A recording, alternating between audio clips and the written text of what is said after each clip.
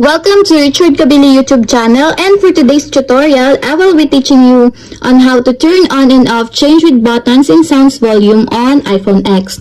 But first, kindly subscribe to this channel and don't forget to hit the subscribe button and the bell to notify you for the new updates. And let's start. Using your iPhone X from your home screen, first, go to Settings.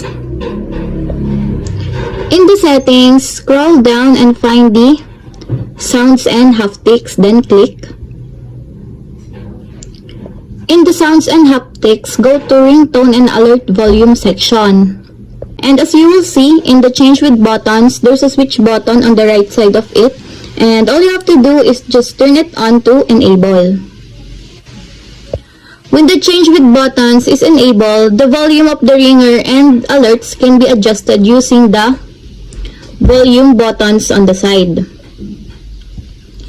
And if you want to disable the change with buttons, just click again the switch button to turn off.